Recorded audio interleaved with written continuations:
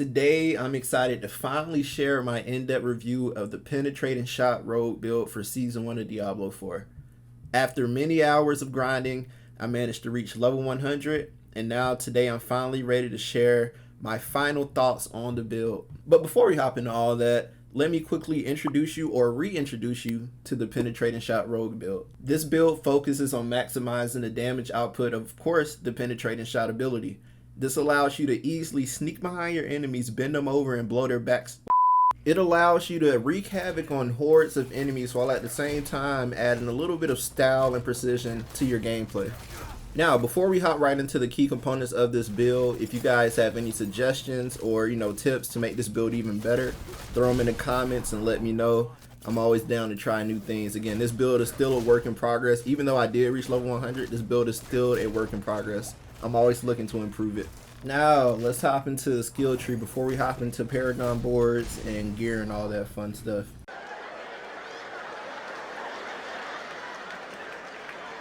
So starting out for my basic skill, I use Forceful Arrow. I have this out to a 3 out of 5. I may tweak it a little bit more and take away from it since I don't really rely too much on the damage of it. I just use it to build combo points. Now, what are combo points? Combo points are one of 3 specializations that you can unlock for Rogue that of course benefit your build in some way. In our case, we're using combo points because the combo points that we generate from our basic skill, i.e. Forceful Arrow, will then in turn give us effects on our core skill, i.e. Penetrating Shot, that will make it stronger. So let's go ahead and talk about Penetrating Shot. This is what we're building our build around. You see what I did there? But Penetrating Shot on our skill tree, we currently have it at a 9 out of 5. This is in due part from our item contributions, adding 4 slots onto it. And you can see that the combo points that I was talking about earlier, the effect that they have on Penetrating Shot is that they increase damage and improve lucky hit chance. So for example, if I have 3 combo points and I fire off a Penetrating Shot, I would do 239% more damage and I will have a 30% lucky hit chance. That's big, big, big. And of course, for the other modifiers, I have Enhanced Penetrating Shot, which basically just deals 10% increased damage per enemy it pierces. And I was going with Improved Penetrating Shot, which made my next Penetrating Shot have a 20% increased critical strike chance after damaging 3 enemies. But after testing it out, I've actually gone with Advanced Penetrating Shot. Having the ability to knock down enemies or slow enemies, especially elite enemies, is really big in these higher tier dungeons where you can get one-shotted, especially as a rogue when we're super squishy and we're not, freaking bulwark druids just running through the dungeon and all that. Moving on to our next set of skills. So as you guys recall from the last video, if you watched it, I was using Dash. I was mainly using Dash as a skill to quickly get inside of a mob, throw down a trap, and quickly evade, or change my positioning when I was getting overrun or attacked by an unstoppable elite. But it really didn't feel like it was working to my advantage most of the time, so I decided to test out Caltrops. Caltrops are the spikes you throw on the ground, and it slows enemies, and it also does damage to them. On the skill tree, you can see I have this 5 out of 5. My equipment contributes at least 4, and I spent 1 skill point to this. And I also went ahead and upgraded it to the Enhanced Caltrops, which gives me more damage to enemies inside of it, of course. For the passives, I won't be covering most of these in this video. I do have a D4 build planner link that I will be sharing in the bottom of this video description, so you can look at everything in detail. But for the passive on the agility side, I have Weapon Mastery, which increases my damage to vulnerable enemies with the bow, because that's the main thing I'm using. Moving along on to our Subterfuge. Hopefully I said that right, skill set. As I said earlier, I'm currently using the Poison Trap skill from this area. This pairs really well with the Cage Heart of Trickery Malignant Heart. I found this out early in the season, so I lay a trap down, and on top of that, the heart lays a shadow decoy on top of the trap that taunts enemies, bring them into the trap, makes the trap go off, and while enemies are all piled up, you can already guess what happens. Imbued freaking shadow penetrating shot causes a giant explosion that's so satisfying. For the enhancements or the modifiers I have on the poison trap, I'm going with enhanced poison trap, which knocks down enemies, which is again huge when I'm being rushed by an unstoppable or something like that. And I also have the other one, which is countering poison trap. That gives me a 30% chance to reset my imbuement skill cooldowns when I activate it. The passives in this section I'm using are Exploit and Malice, which increase my damage to vulnerable and also healthy and injured enemies. Moving on to the second most important section of our build, this is the imbuable skill section. We are rocking both Shadow and Poison imbued skills. Shadow has like that damage or that destructive effect that we all love so much. The big boom, the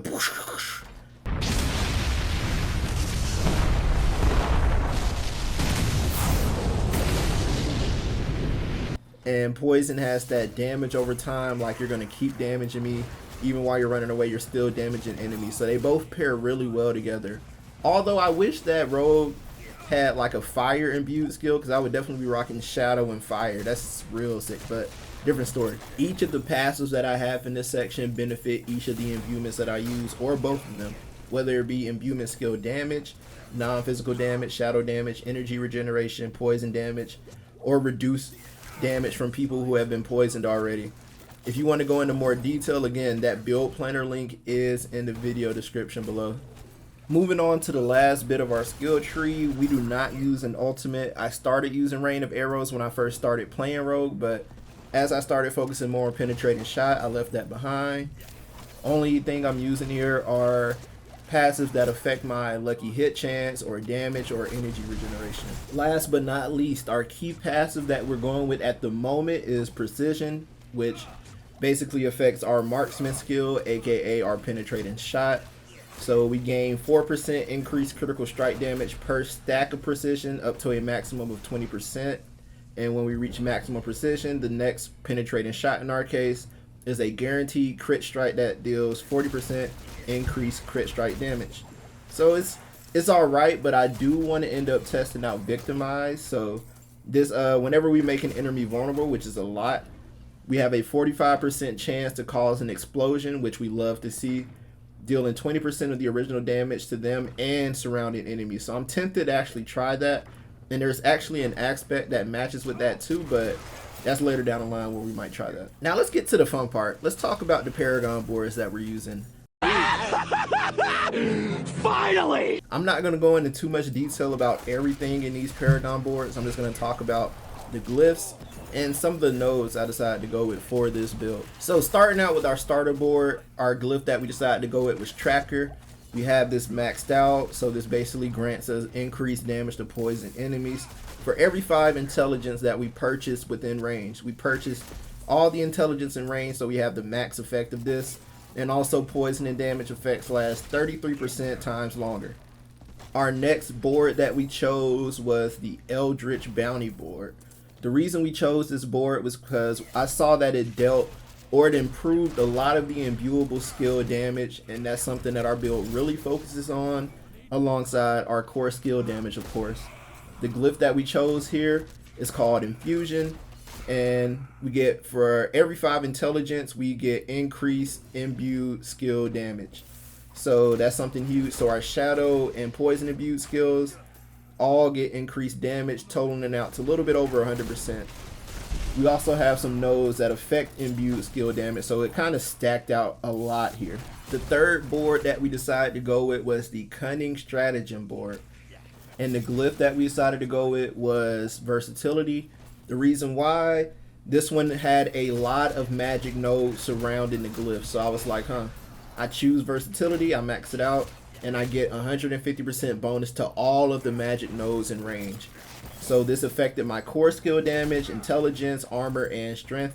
And then it gave another bonus to my non-basic and non-core skills. So my imbuement skills, my trap skills, all of those were affected by this glyph.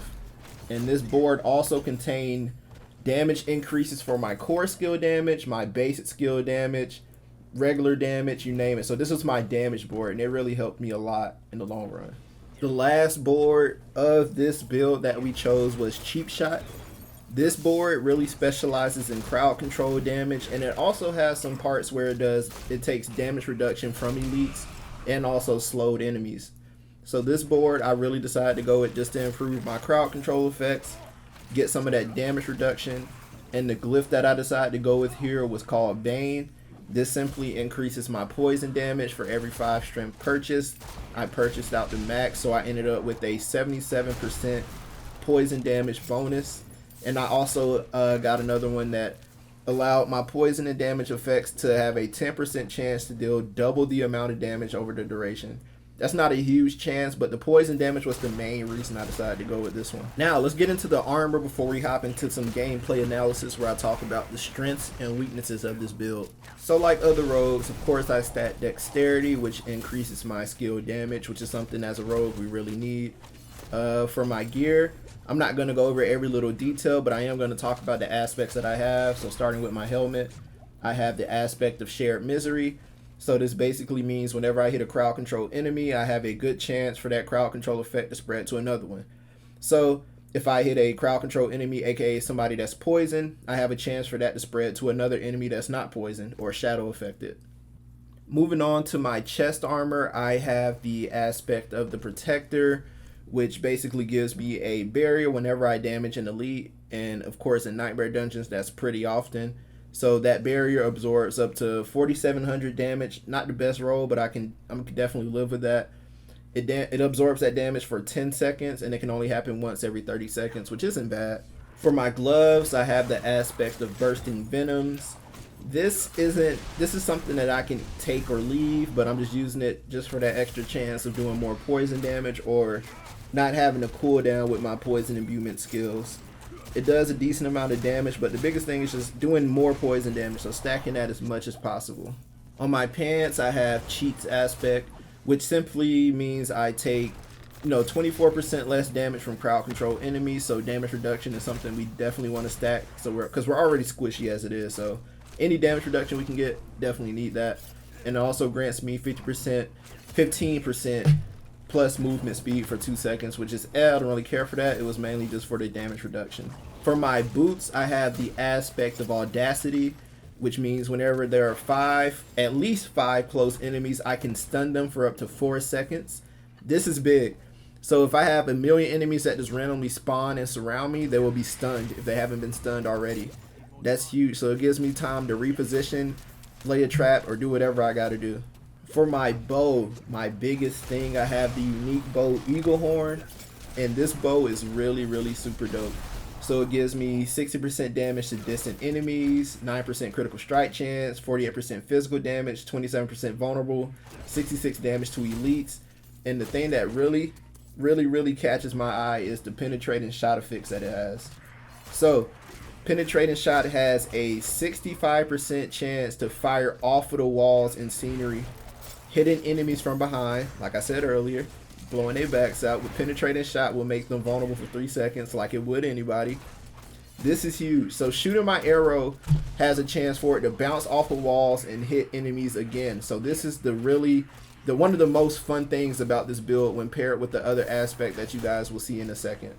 The next item I want to talk about is Condemnation. This is my unique dagger. So the thing I really like about this one is the effects. And it basically gives my core skills, they give them a 40% increased damage whenever I spend 3 combo points. Combo points, like I mentioned earlier, give my penetrating shot more damage and lucky hit chance. So my basic skills using this weapon has a 30% chance to generate 3 combo points, which is big. So that means I can fire less forceful arrows and have a chance to generate 3 combo points. Meaning if I keep my eye on the combo points, I can fire off a penetrating shot more consistently and it does greater damage. The last dagger that I want to talk about is the trick shot bone blade, and the aspect that I have on here is the trick shot aspect. This is the aspect that I was talking about earlier when I was talking about my bow. So the aspect that this one caters to is penetrating shot. So whenever my penetrating shot damages an enemy, 2 additional arrows split off to either side.